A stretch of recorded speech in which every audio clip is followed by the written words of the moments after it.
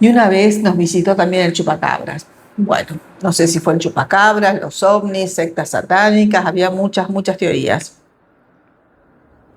Pasó en el año 2002, el gran boom.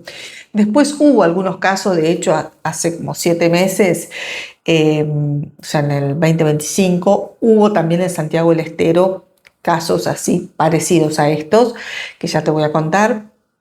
En el 2018 también hubo en Corrientes, es decir, a lo largo de los años aparecían algunos, pero el grosso, el año del chupacabras en Argentina fue en el 2002.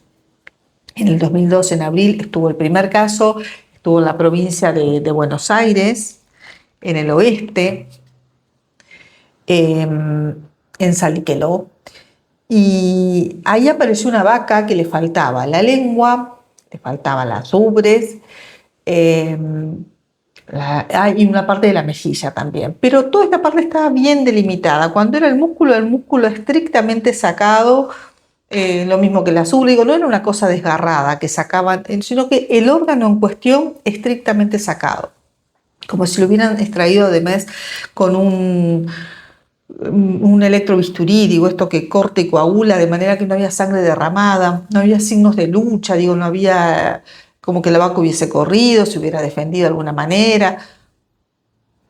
Simplemente aparecía así con unos órganos que habían salido de ahí, era muy sorprendente, obviamente que fue noticia. Pero lo raro es que también en Leubucó, que está también al oeste de la provincia de Buenos Aires, más al sur del anterior, apareció en mayo de ese mismo año un ternero que le faltaba también la lengua, le faltaba el pabellón auricular izquierdo, le faltaban los genitales, perfectamente también operados, porque la verdad que parecían operados. Sorprendió eso y se fueron sumando casos. Apareció una mujer también en la provincia de Buenos Aires que 10 vacas de su hacienda aparecieron muertas y todas así selectivamente. Sacaban genitales, o sea, sacaban muchas cosas, pero lo que más faltaba, lo más frecuente eran genitales, lengua, esófago, tráquea, ojos, pabellones auriculares. Era muy sorprendente porque ya digo, era bien delimitado, no se derramaba sangre y después, si bien hubo un hacendado que dijo que vio algunos caranchos que andaban revoloteando, post-mortem, obvio, ¿no? Después de encontrar estos cadáveres, en general la mayoría decía que no se acercaban animales carroñeros, que pasaban los días, hasta 20 días después del episodio y no se acercaban, y que el cuerpo quedaba blando. No había rigidez post-mortem, no, como que estaba blando y tampoco despedían olor, no salía olor putrefacto. Esto sucedió en principio en la provincia de Buenos Aires, como te digo, pero también ocurrió en La Pampa, en Entre Ríos, en Córdoba, en Santa Fe, como las primeras provincias que fueron afectadas. Lo otro sorprendente es que cuando ocurrió esto, algunos empezaron a ver luces previas, o sea, aparecían tus vacas muertas, la noche anterior viste luces en el cielo, luces grandes. Entonces algunos empezaron a asociarlos con platos voladores, con extraterrestres que venían a hacer esto.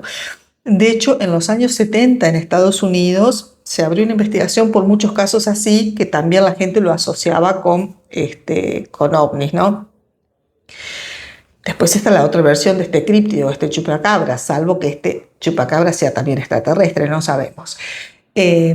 Se pensó, por supuesto, dentro de todas las hipótesis, que podría ser alguna secta satánica, que hacía algunos sacrificios y que sacaba ciertos órganos particularmente para hacer sus rituales, pero eran a veces muchos animales en una misma noche, eran en diferentes provincias, en total fueron 500 ganados en el año 2002 mutilados, un montón para hacer ritos satánicos. Digo, no sé lo que habrán pedido, pero era demasiadas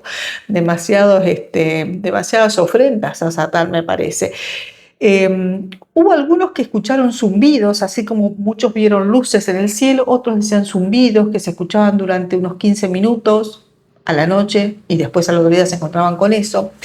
Y lo más extraño fue que muchos tanques australianos que tienen en el campo justamente para las vacas, o algunos para regar, pero en este caso que tenían ganado para las vacas para que tomen agua, se vaciaban en una noche. Tienen muchísimos litros de agua. Y en una noche se vaciaban, estaban llenos y aparecían vacíos. En total fueron 16, está bien. De la cantidad de vacunos parecen poco, pero acordate que muchos eran muertos en una sola noche y en un mismo campo, ¿no? Eh, bueno, por supuesto, la parte científica empezó a investigar. De hecho, en General Pico hicieron a la Pampa, ¿no? Hicieron necropsias, ya analizaron los cráneos, analizaron los cadáveres, bueno, de las vacas que aparecían muertas. No encontraron nada radioactivo, por esto que decían que no larga olor, que no se acercan otros animales a comer el cadáver, los carroñeros me refiero. No encontraron sustancias químicas, no encontraron nada extraordinario. Decían que habían muerto por causas naturales, algunas por cuestiones alimentarias, otras por infecciones, pero que no tenía nada que ver con eso. Al final, después de toda esta cuestión, SENASA dijo que el Servicio Nacional, ¿no?, de Sanidad, el control de calidad de agricultura, y fue el que dijo que esto era producto de un ratón, que era el ratón hocicudo rojizo. Decía que había muchos insecticidas utilizados en la parte agrícola y que eso hizo que disminuyeran la cantidad de insectos que comía este ratón. Entonces buscaba tejidos blandos y estas vacas habían muerto por causas naturales o de enfermedad, y iba selectivamente a comer esas partes blandas, porque es verdad que era bien blando todo lo que comía. De hecho, mostraban al ratón comiendo una lengua de vaca para que vean la rapidez con que se lo comía, como que en una noche podía comer todo eso. La verdad que no sé lo que pasó, pero eran muchas vacas en distintos lugares del país, asociado a todo este tema, ¿no?, de los tanques australianos que se vaciaban, de las luces, de los zumbidos y todas estas teorías, desde las sectas satánicas, desde los ovnis o desde el chupacabras, que para algunos era un ser extraterrestre y para otros era un críptido, un monstruo como Pie Grande, un bicho de acá, un bicho mitológico, pero terrenal, digamos, terrestre, mejor dicho. O terrícola, esa sería la palabra. Bien, no podía faltar entonces de conocerse a Argentina. El chupacabras tuvo que pasar por aquí y lo hizo en el año 2002. Se ve que le gustó un poquito y cada tanto viene, y ahora hace unos 7 meses anduvo de nuevo paseando. Bueno, quería recordar con vos esta historia de cuando nos visitó el chupacabras.